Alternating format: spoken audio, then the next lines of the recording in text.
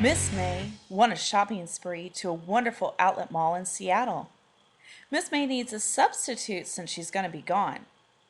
The substitute will need to be strict and accept no misbehaviors and make sure that students are wholly focused on math.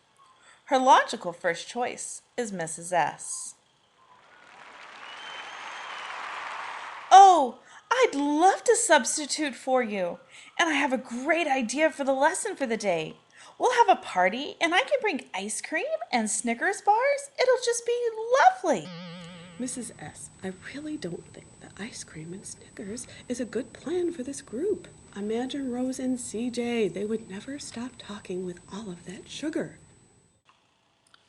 Disappointed, Mrs. S. gives up on a teaching career and looks into smuggling chickens as a career instead.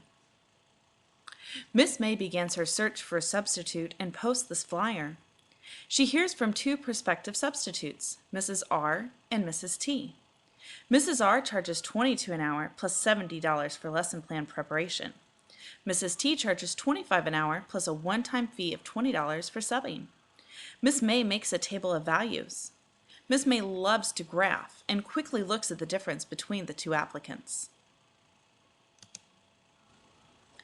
Needing to see more, Miss May uses two equations to see where the teachers would charge the same amount. She uses substitution to solve the first system of equations. And wanting to ensure a high degree of accuracy, she also solves the system of equations using elimination. Miss May finds that the two substitutes would cost the same amount at 16.667 hours. But since she's only going to be gone 2 days, it's obvious that Mrs. R is the better deal. Mrs. R is hired to sub, and Miss May enjoys a lovely shopping spree.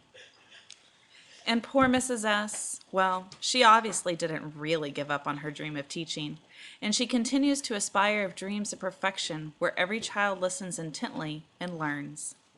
The end.